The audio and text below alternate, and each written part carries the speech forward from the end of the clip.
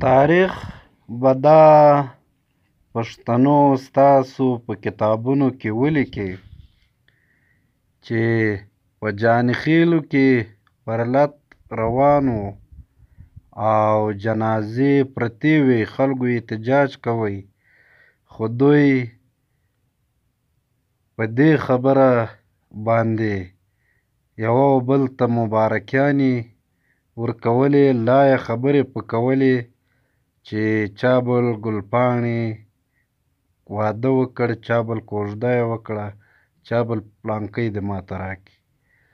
دا ډېر لوېدلی عمل دی، دا غندل سوی عمل دی، د چا په ذاتي یا شخصي ژوند باندې غږېدل.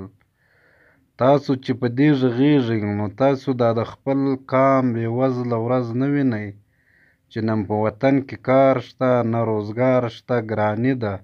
تاسو ولې په دې خبره نه کوئ؟ نو دا ډېره بده خبره ده، دا کارونه پرېږدئ. نو دلته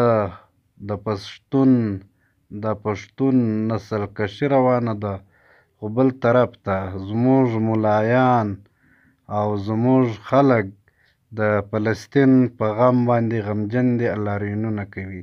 په فلسطین باندې جنګ وسو، بیرته سوله سوه او وژنه بنده سوه، خو د پښتون ۴۵ کاله کېږي چې بې درېغه وژل کېږي، او څوک د کفار، څوک د مسلمان، څوک د ترهګر، څوک په کومو نومونو.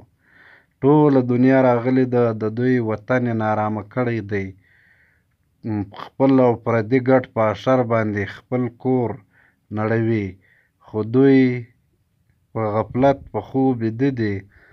دوی هېڅ په دې خبره نه کوي. دا د تاریخ په پاڼو کې هر څه لیکل کېږي.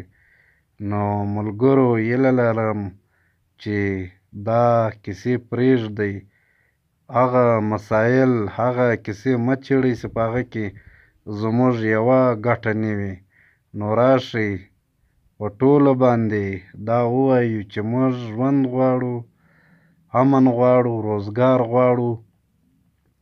موږ مه وژنئ، موږ